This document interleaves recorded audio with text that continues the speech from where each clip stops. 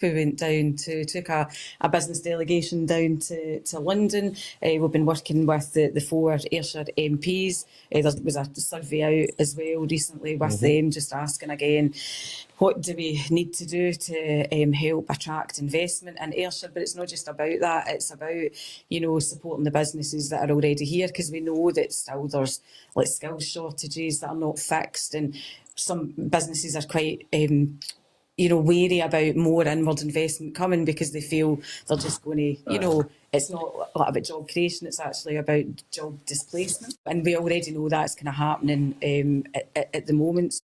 So there's just lots of that kind of feedback. But we took a business delegation down to London and held a reception at Dover House. And it was Kirsty McNeill. She's the Under Secretary of State for Scotland. So she spoke at that event. That's right. Yep. Yeah, but we had a round table before that with the 4 MPs and businesses, and you guys had an opportunity to feed into that. So do you want to I just, obviously, it was great when I was telling everybody, says, I'm going down to speak at Parliament. No, like, you've got to be kidding me. They're not even letting you in, never mind letting you speak.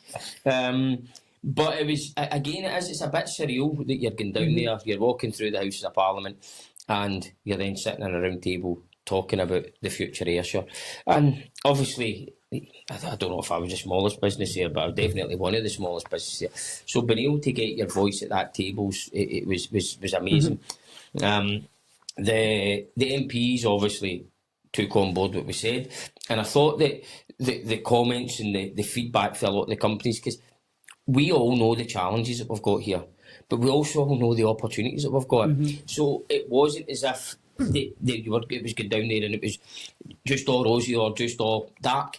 It was the reality of where we are at the moment, where we want to get to, and the challenges and what would stop us getting there were all discussed. And so some of the feedback obviously from the aerospace businesses and some of the great things that are going to be happening in that cluster, that's amazing. But as you say, is that then going to have a negative effect somewhere else? So the answer is probably yes. So how do we make sure that the region starts to get itself ready for that coming? And that's looking at skills academies and looking at trying to get the skills actually starting now, rather than you bring it here and then you try and get the skills, because it takes years to develop it. Seeing people that are starting to be forward thinking in this was amazing. One of the things that obviously that I said when I was down there, the businesses cannot wait for government to fix this. The businesses have to fix it. So the businesses go and do it, right? Because if we wait for government to do it, it takes too long, right? Yes, we want them to be part of the journey, we want them to support everything we're doing, but the region cannot afford, this is my opinion, by the way, anybody that's watching this, right? So it's no Claire's, it's no anybody else, this is mine. And this was what I said when I was down there, was we can't wait for government policies to change to deliver what we need to deliver. Businesses need to drive it, and businesses need to make it happen. And then if government can then come in at the side of that, or alongside, to then support these, because it's very ambitious what we're trying to do here. And I see, obviously I work across quite a lot of regions, I don't see the same ambition coming out for everywhere in Scotland. So I think we're doing a really, really good job. So if the businesses can drive it and then government can support it, then there's a chance of this working. And you're looking at that there's thousands and thousands and thousands of new potential opportunities and jobs that can come.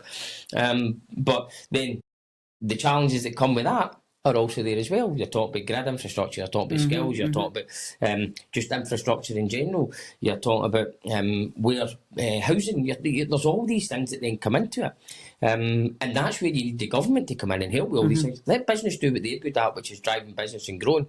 The government can then come in and focus on infrastructure, focus on housing, focus on the additional funding to help with regards to both the job creation and the upskilling part.